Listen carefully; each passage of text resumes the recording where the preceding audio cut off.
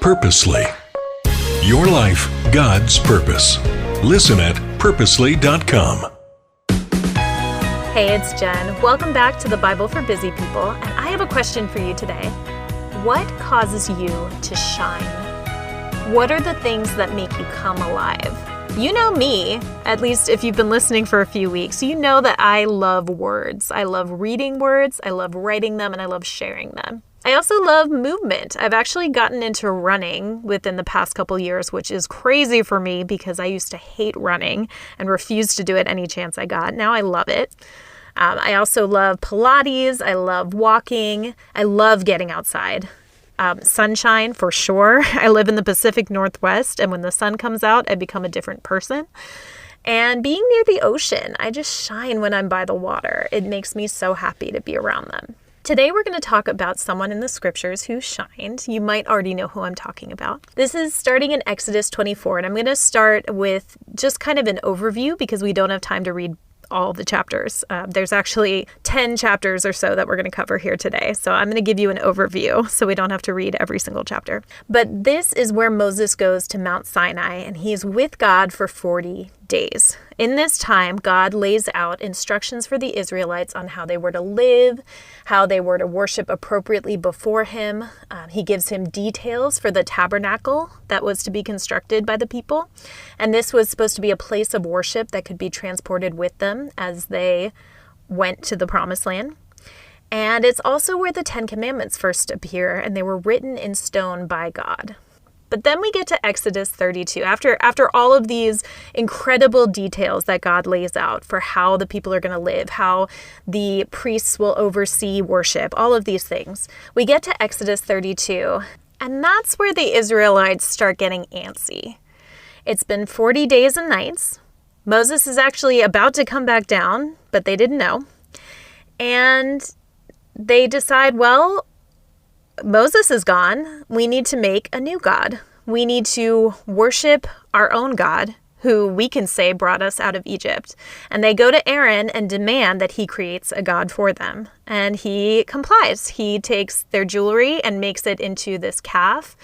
And there is just this night of wild revelry. And they worship this calf god that they created, this idol that they set up. Now, they had seen all of the miracles that got them out of slavery in Egypt with their own eyes, but they were really quick to determine that they needed new gods to praise for that.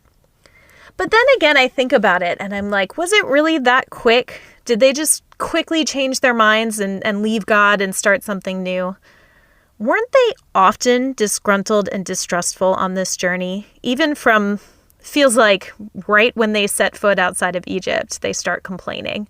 Maybe not right when they leave Egypt, but once they have crossed the Red Sea, what happens? They start complaining about a lack of food, or where are we going to go, or what are we doing? We should just go back to Egypt. They really were feeding this narrative in their heads that God was not good, and God was not out to help them or protect them or care for them. And I wonder, how much are we feeding the parts of us that don't want to trust God?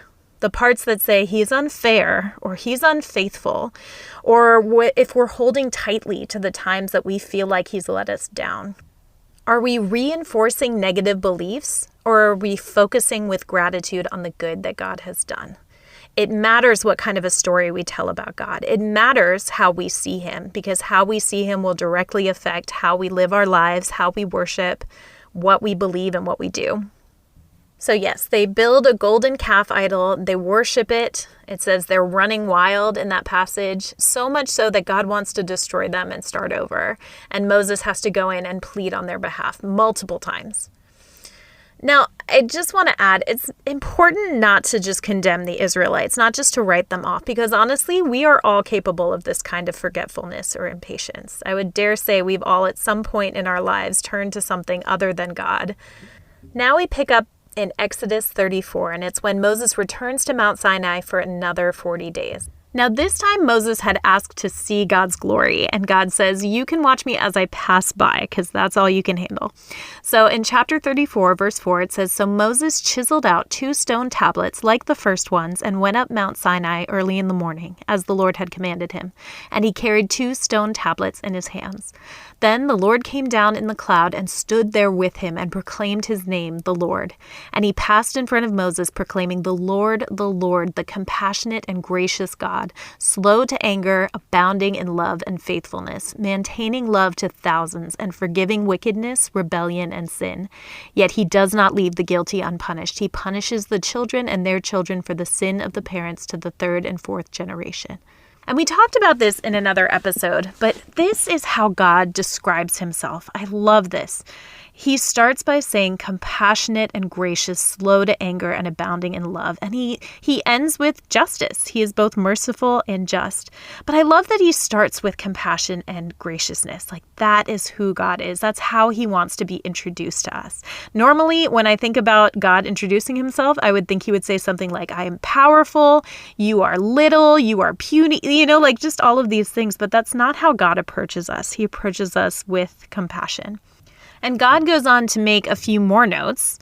A lot of them, interestingly enough, have to do with proper worship and getting rid of idols, which goes back to what just happened in Exodus 32, where they started worshiping an idol. He knows that they are prone to fall into that position, and he gives some more instruction about it. There's also something I never noticed before. The first time, God wrote the tablets in his own hand. And the second time, Moses had to. Moses had taken the tablets when he saw the calf worship and broke them, dropped them down the mountain. And this time, Moses had to write them. And I just find that interesting that happened. Skipping ahead to verse 29, it says, when Moses came down from Mount Sinai with the 2 tablets of the covenant law in his hands, he was not aware that his face was radiant because he had spoken with the Lord.